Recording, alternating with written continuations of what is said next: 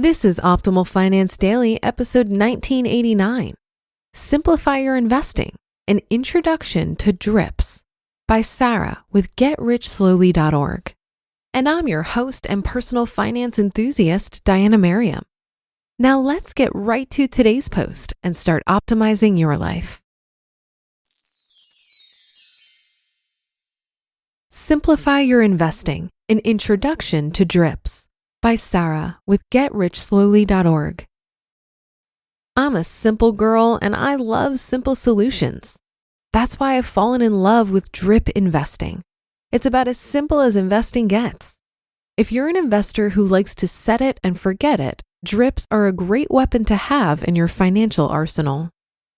What is a drip? The term drip refers to Dividend Reinvestment Program. Don't let the term fool you though, because drips go way beyond dividends. Essentially, when you open a drip account with a company, they're letting you buy stock directly, cutting the brokerage firm out of the picture. This lets you buy additional stock with any dividends you earn, all without brokerage firms taking a bite of your profit. The real beauty comes from the added perks of setting up a drip account. Many companies that offer drips will also allow you to buy extra shares directly, again, cutting out the middleman. Typically, you'll need to set up a reoccurring transaction to get this benefit. In other words, you arrange to buy a certain dollar amount of stock each month, or a quarter, depending on the company you plan to choose. If this is all sounding a bit familiar, that's because it's not a new idea. Think of your 401k. A little bit of money goes to buying shares of different funds each month. Do you miss that money? Probably not. Does it add up over time? You bet it does. The only difference with a drip is that you're building shares in a single company. What are the benefits of drip investing? Number 1, dollar cost averaging. Even though some people debate its benefits, there are some pretty strong arguments in favor of dollar cost averaging. You can minimize the effects of buying too low or too high because you're buying in on a regular basis. Number 2, automated investing. Once you're signed up, you're good to go. You don't have to track the price-expense ratio, try to time the market, remember to place more orders, or even fuss with an online broker. Drips are hands down the easiest way to invest in individual company holdings. Number 3, super low transaction fees. You may get charged a fee for the annual drip service, or you may not. For instance, GE charges $12 a year. If you're set up for an automated stock purchase each month, that's $1 for a trade. Compared to traditional or online brokerages, that's a huge savings. And number 4, invest small amounts of money. You don't have to invest thousands at a time. Some programs let you invest as little as $10 per month. If you're not ready to invest a large amount, a drip account can help you build a solid position in a company over time with very small amounts. What are the drawbacks? Number 1, drips are not diversified. The cold, hard truth is that you're investing in a single company, which always carries some risk.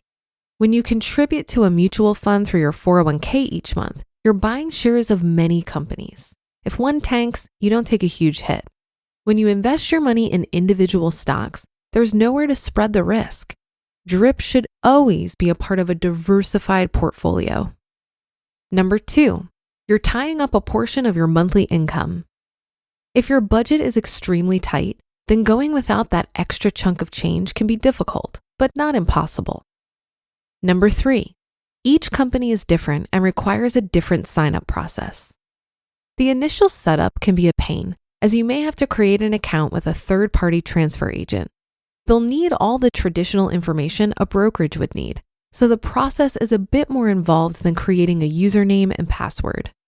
Once you've gone through the initial setup though, expect smooth sailing. And number 4, the selection of available drips is pretty small. This is actually a good thing though, since drips are ideally suited to blue chip companies that will be around for years to come. These companies, like P&G, AT&T, and GE, are perfect for long-term investments, not quick profits. How do I start?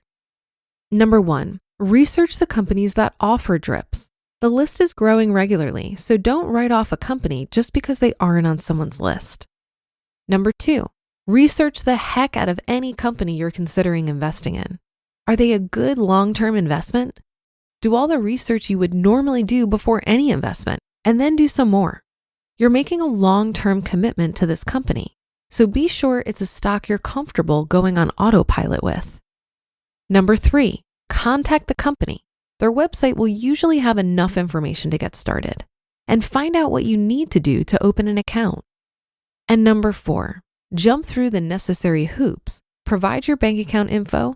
Your money can be pulled directly from your account, just like online bill pay, and you're in. A word on acronyms.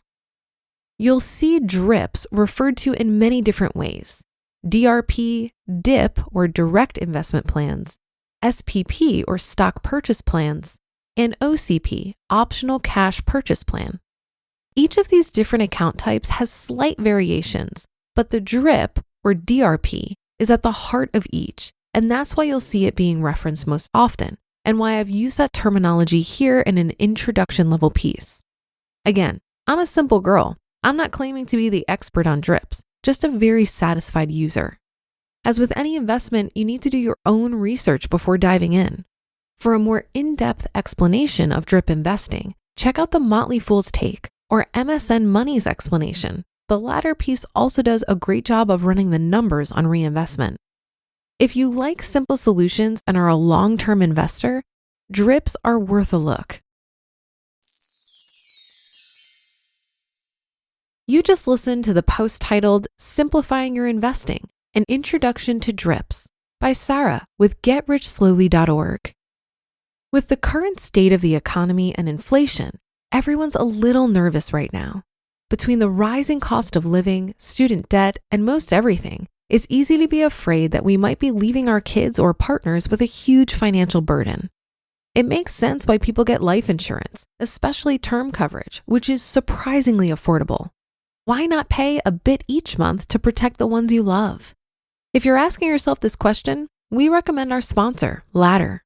Ladder is 100% digital, no doctors, no needles, no paperwork, when you apply for $3 million in coverage or less.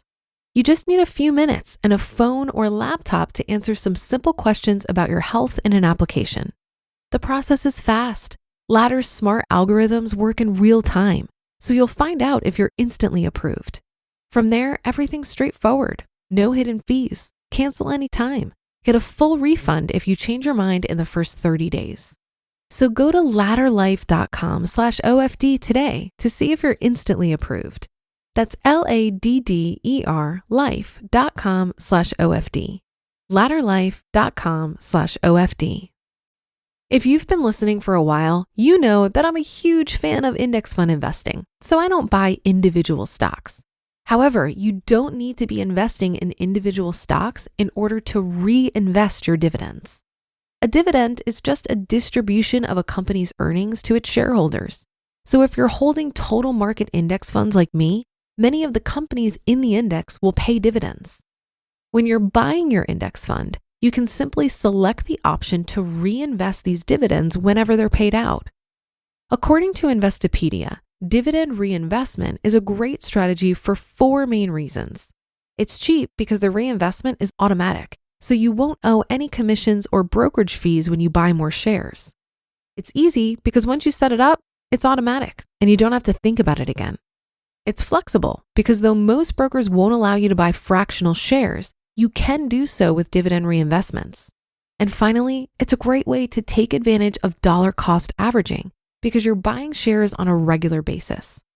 One of the key benefits of dividend reinvestment is that your investments can grow faster than if you pocket your dividends and rely solely on capital gains to generate wealth. It's also inexpensive, easy, and flexible. That should do it for another edition of Optimal Finance Daily. I'll be back tomorrow as usual, so I'll see you there on the Wednesday show where your optimal life awaits.